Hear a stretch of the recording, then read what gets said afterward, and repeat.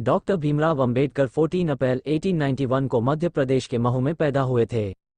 वह आजीवन समाज में व्याप्त भेदभाव और अस्पृश्यता के खिलाफ लड़ते रहे। भारतीय लोकतंत्र में अंबेडकर का योगदान कभी भुलाया नहीं जा सकेगा। डॉक्टर भीमराव अंबेडकर ने ही भारतीय संविधान, इंडियन कॉन्स्टिट्यूशन, तैयार किया था। लखनऊ, देश के संविधान निर्माता के नाम से पुकारे जाने वाले बाबा साहब डॉक्टर भीमराव अंबेडकर एक महार दलित परिवार में 14 अप्रैल 1891 में मध्य प्रांत, अब मध्य प्रदेश, के महू स्थित ब्रिटिश छावनी में हुआ। उनके पिता रामजी पुत्र मलजी सकपाल महू में सूबेदार के पद पर थे। अंबेडकर जैसे जैसे बड़े होते गए उनके मन में समाज में व्याप्त जात पात और इसके नाम पर शोषण के खिलाफ धारणा बनती गई। भेदभाव का अनुभव उन्होंने स्कूल से लेकर नौकरी तक में किया।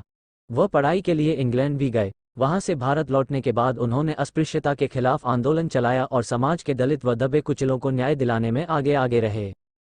अंबेडकर की शुरुआती शिक्षा दापोली और सतारा में हुई। वह पढ़ने में काफ़ी होशियार थे। बालक अंबेडकर का पढ़ाई लिखाई में दिमाग तेज तो था ही, उनमें सीखने की ललक खूब थी। यही वजह है कि बम्बई के प्रतिष्ठित एल्फिंस्टन कॉलेज में पहले दलित छात्र ने दाखिला लिया, जिसका नाम था भीमराव अंबेडकर।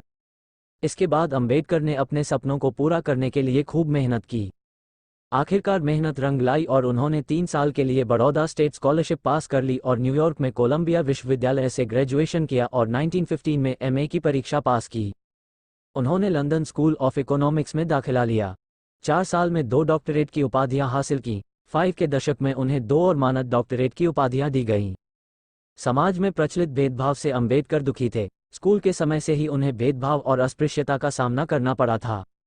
अपनी जाति के दूसरे बच्चों की अपेक्षा अंबेडकर को अच्छे स्कूल में पढ़ाई का मौका जरूर मिला, लेकिन वहां उन्हें और उनके दलित दोस्तों को कक्षा के अंदर बैठने तक की इजाजत नहीं थी। न शिक्षक उनकी कायपी छूते थे और न ही चपरासी उन्हें सम्मान से पानी देता। ऊंची जात का चपरासी उन लोगों को ऊंचाई से पानी पिलाता और जब वह न रहता तो उन्हें और उनके दोस्तों को प्यासा रहना पड़ता। यही वजह है कि पढ़ाई करने के बाद देश लौटकर उन्होंने इन सब के खिलाफ आंदोलन और अभियान चलाए। दलितों और दबे कुचलों को न्याय दिलवाने में वह आगे आगे रहे। उन्होंने 1928 में महार सत्याग्रह, 1930 में नासिक सत्याग्रह और 1935 में येवला की गर्जना जैसे आंदोलन चलाए। 1927 से 1956 के बीच बहिष्कृत भारत समेत कई पत्र पत्रिकाओं का संपादन किया। उन्होंने कमजोर वर्ग के छात्रों के लिए काम किए। मुंबई में महाविद्यालय और औरंगाबाद में मिलिंद महाविद्यालय स्थापित किए।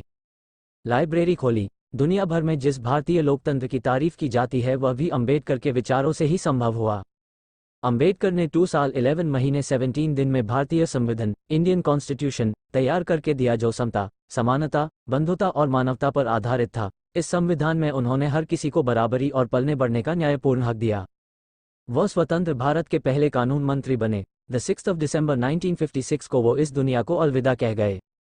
उन्हें मरणोपरांत 1990 में भारत के सर्वोच्च नागरिक सम्मान भारत रत्न से नवाजा गया। डॉक्टर भीमराव अंबेडकर और उनके पिता मुंबई शहर के एक ऐसे मकान में रहने गए जहां एक ही कमरे में पहले से बेहद गरीब लोग रहते थे, इसलिए दोनों के एक साथ सोने की व्यवस्था नहीं थी, तो बाबा साहेब अंबेडकर और उनके पिता बारी बारी से सोया करते थे। जब उनके पिता सोते थे तो डॉक्टर भीमराव अंबेडकर दीपक की हल्की सी रोशनी में पढ़ते थे।